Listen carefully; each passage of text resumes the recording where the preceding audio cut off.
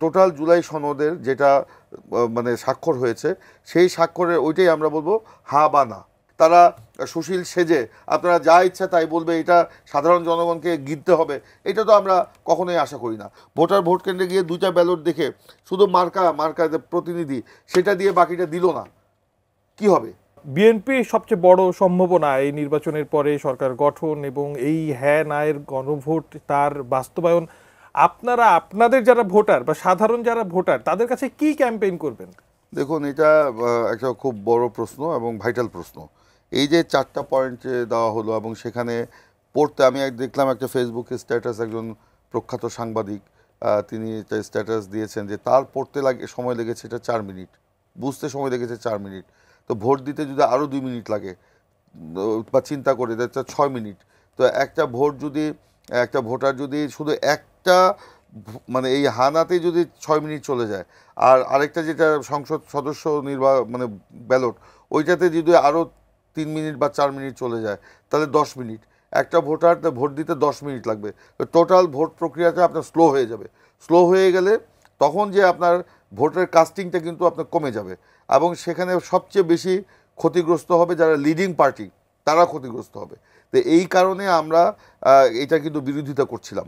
আমরা বলেছিলাম যে টোটাল জুলাই সনদের যেটা মানে স্বাক্ষর হয়েছে সেই স্বাক্ষরের ওইটাই আমরা বলবো হা বা না, একটার মধ্যে। আর প্রথম তো আমরা এটা বিরোধিতা করেছিলাম, গণভোটের দরকার ছিল না। এখন তো একমত হয়েছে আর এখন তো অবস্থা যা দাঁড়িয়েছে, এই যে যেটা প্রক্রিয়ার কথা বলেছে করবেন এটার সাথে আমরা মোটেও একমত না। সেটা নিয়ে আমরা গভর্নমেন্টের সাথে আলোচনা করব, দরকার হলে নির্বাচন কমিশনের সাথে আমরা আলোচনা করব। আপনারা মনে করছেন বাস্তব পরিস্থিতি তাদেরকে উপলব্ধি করতে হবে।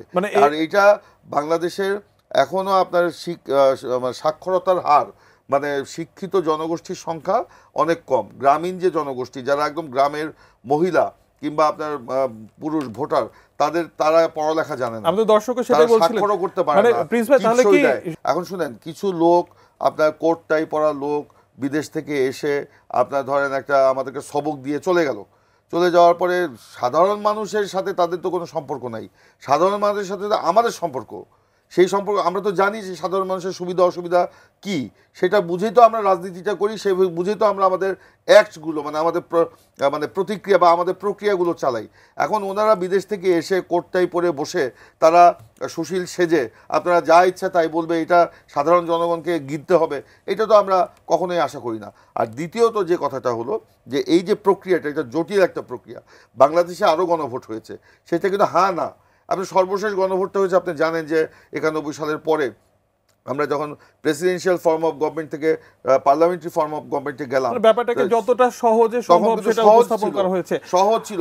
সেই সহজের গণভোটটাও টানতে হলে অনেক কষ্ট করতে হয়েছে আমাদেরকে, ভোটারদেরকে টানতে হলে, এবং ভোটাররা বুঝেই না, নিরুৎসাহিত হয়েছিল। এখন যদি ধরেন কোনো ভোটার ভোট কেন্দ্রে গিয়ে আপনার আমাদের সমর্থক হোক বা XYZ অন্য দলের সমর্থক হোক, ভোট কেন্দ্রে গিয়ে দুইটা ব্যালট দেখে শুধু মার্কা প্রতিনিধি সেটা দিয়ে বাকিটা দিল না, কি হবে?